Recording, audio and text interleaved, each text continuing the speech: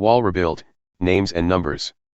After the wall was rebuilt and I had installed the doors, and the security guards, the singers, and the Levites were appointed, I put my brother Hanani, along with Hananiah the captain of the citadel, in charge of Jerusalem because he was an honest man and feared God more than most men.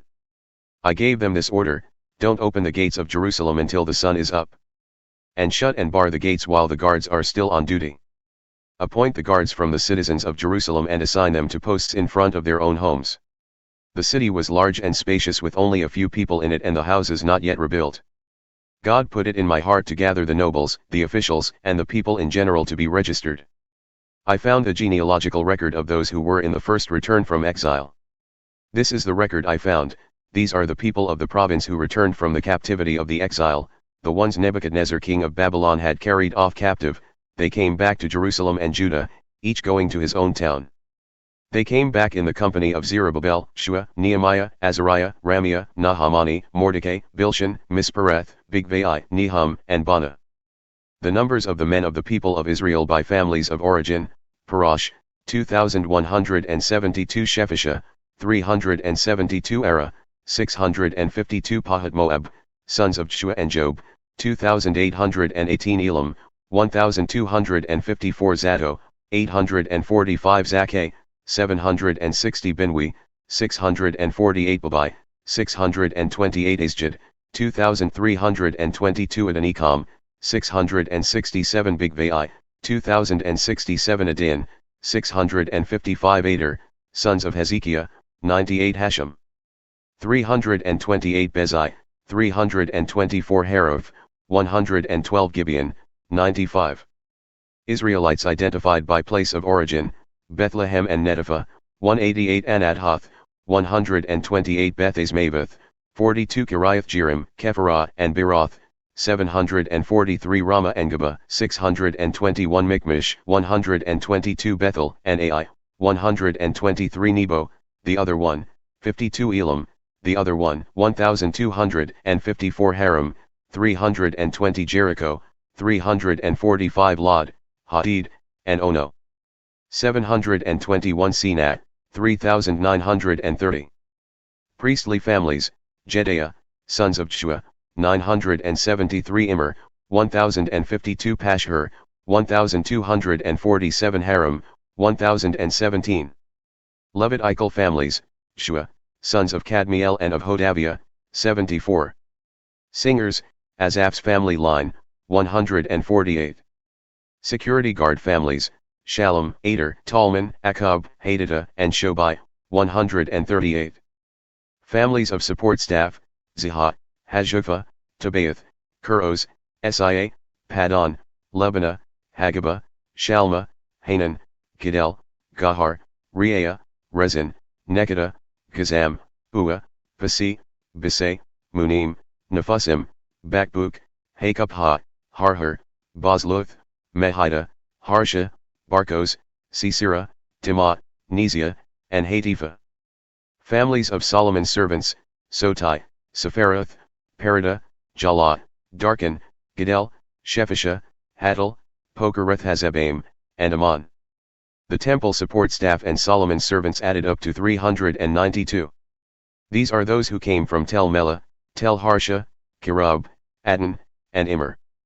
They weren't able to prove their ancestry, whether they were true Israelites or not: the sons of Delaiah, Tobiah, and Nekada, 642. Likewise with these priestly families, the sons of Hobiah, Hakaz, and Barzillai, who had married a daughter of Barzillai the Gileadite and took that name. They looked high and low for their family records but couldn't find them. And so they were barred from priestly work as ritually unclean. The governor ruled that they could not eat from the holy food until a priest could determine their status by using the Urim and Thummim.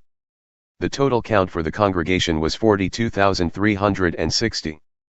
That did not include the male and female slaves, who numbered 7,337. There were also 245 male and female singers. And there were 736 horses, 245 mules, 435 camels, and 6,720 donkeys. Some of the heads of families made voluntary offerings for the work. The governor made a gift to the treasury of 1,000 drachmas of gold, about 19 pounds, 50 bowls, and 530 garments for the priests. Some of the heads of the families made gifts to the treasury for the work. It came to 20,000 drachmas of gold and 2,200 minas of silver, about 1 1/3 tons. Gifts from the rest of the people totaled 20,000 drachmas of gold, about 375 pounds, 2,000 minas of silver, and 67 garments for the priests. Ezra and the Revelation. The priests, Levites, security guards, singers, and temple support staff, along with some others, and the rest of the people of Israel, all found a place to live in their own towns. By the time the 7th month arrived, the people of Israel were settled in their towns. Then all the people gathered as one person in the town square in front of the water gate and asked the scholar Ezra to bring the book of the revelation of Moses that God had commanded for Israel. So Ezra the priest brought the revelation to the congregation, which was made up of both men and women, everyone capable of understanding. It was the first day of the 7th month. He read it facing the town square at the water gate from early dawn until noon in the hearing of the men and women, all who could understand it. And all the people listened, they were all ears, to the book of the revelation. The scholar Ezra stood on a wooden platform constructed for the occasion. He was flanked on the right by Mattithiah, Shema, Anna, Uriah, Hilkiah, and Maaseiah, and on the left by Pedaiah, Misal, Malchijah, Hashem, Hashbaddanah, Zechariah, and Meshullam. Ezra opened the book. Every eye was on him. He was standing on the raised platform, and as he opened the book everyone stood. Then Ezra praised God, the great God, and all the people responded, "Oh yes. Yes." With hands raised high. And then they fell to their knees in worship of God, their faces to the ground. Shua, Bani, Sherebiah, Jamin, Akkub, Shabbathai, Hodiah, Maaseiah, Kelita, Azariah, Jozabad, Hanan, and Pelaiah, all Levites, explained the revelation while people stood, listening respectfully.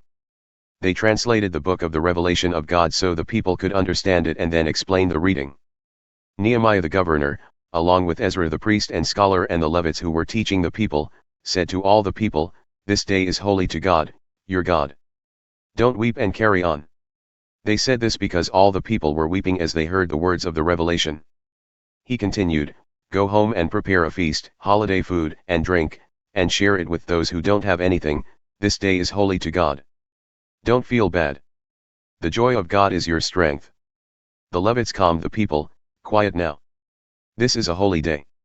Don't be upset." So the people went off to feast, eating and drinking and including the poor in a great celebration. Now they got it, they understood the reading that had been given to them. On the 2nd day of the month the family heads of all the people, the priests and the Levites gathered around Ezra the scholar to get a deeper understanding of the words of the revelation. They found written in the revelation that God commanded through Moses that the people of Israel are to live in booths during the festival of the 7th month. So they published this decree and had it posted in all their cities and in Jerusalem, "Go into the hills and collect olive branches, pine branches, myrtle branches, palm branches, and any other leafy branches to make booths, as it is written." So the people went out, brought in branches, and made themselves booths on their roofs, courtyards, the courtyards of the temple of God, the water gate plaza, and the Ephraim gate plaza. The entire congregation that had come back from exile made booths and lived in them. The people of Israel hadn't done this from the time of Joshua son of Nun until that very day, a terrific day. Great joy. Ezra read from the book of the revelation of God each day, from the first to the last day. They celebrated the feast for 7 days. On the 8th day they held a solemn assembly in accordance with the decree. Then on the 24th day of this month, the people of Israel gathered for a fast, wearing burlap and faces smudged with dirt as signs of repentance. The Israelites broke off all relations with foreigners, stood up, and confessed their sins and the iniquities of their parents. While they stood there in their places, they read from the book of the revelation of God, their God, for a quarter of the day. For another quarter of the day they confessed and worshipped their God. A group of Levites, Shua, Bani, Kadmiel, Shebaniah, Buni, Sherebiah, Bani, and Hanani, stood on the platform and cried out to God, their God, in a loud voice. The Levites Shua, Kadmiel, Bani, Hashabniah, Sherebiah, Hodiah, Shebaniah, and Pethahiah said, "On your feet. Bless God, your God, forever and ever. Blessed be your glorious name, exalted above all blessing and praise.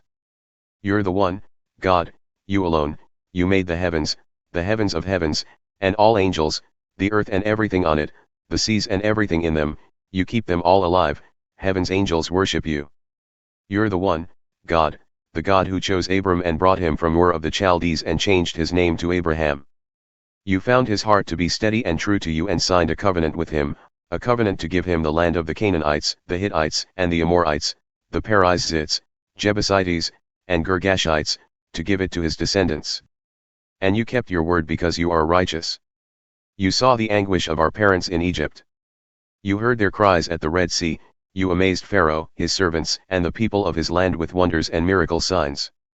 You knew their bullying arrogance against your people, you made a name for yourself that lasts to this day.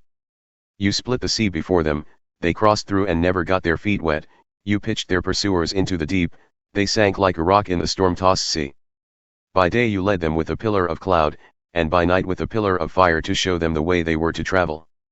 You came down onto Mount Sinai, you spoke to them out of heaven, you gave them instructions on how to live well, true teaching, sound rules and commands, you introduced them to your holy Sabbath, through your servant Moses you decreed commands, rules, and instruction. You gave bread from heaven for their hunger, you sent water from the rock for their thirst. You told them to enter and take the land, which you promised to give them. But they, our ancestors, were arrogant, bull-headed, they wouldn't obey your commands. They turned a deaf ear, they refused to remember the miracles you had done for them, they turned stubborn, got it into their heads to return to their Egyptian slavery. And you, a forgiving God, gracious and compassionate, incredibly patient, with tons of love, you didn't dump them. Yes, even when they cast a sculpted calf and said, "This is your God who brought you out of Egypt," and continued from bad to worse, you in your amazing compassion didn't walk off and leave them in the desert. The pillar of cloud didn't leave them, daily it continued to show them their route, the pillar of fire did the same by night, showed them the right way to go. You gave them your good spirit to teach them to live wisely. You were never miserly with your manna, gave them plenty of water to drink.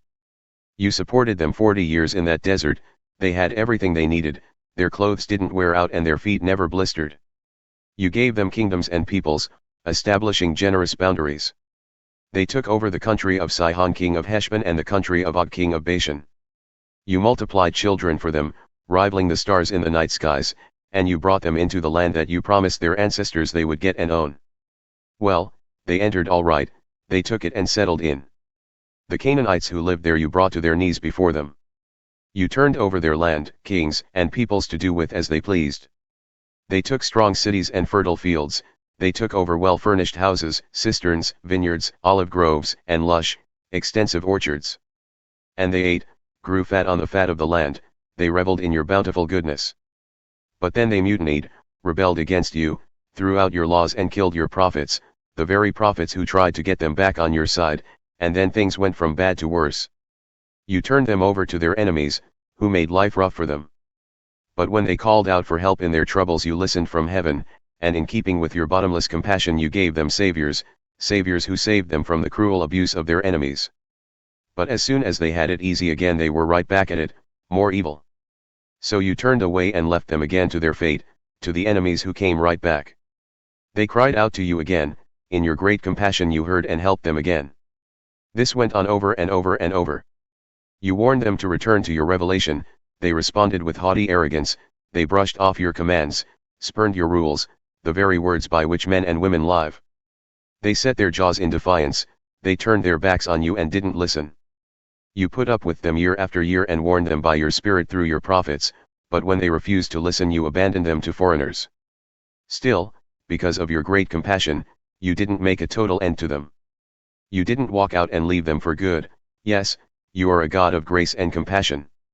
And now, our God, the great God, God majestic and terrible, loyal in covenant and love, don't treat lightly the trouble that has come to us, to our kings and princes, our priests and prophets, our ancestors, and all your people from the time of the Assyrian kings right down to today. You are not to blame for all that has come down on us, you did everything right, we did everything wrong.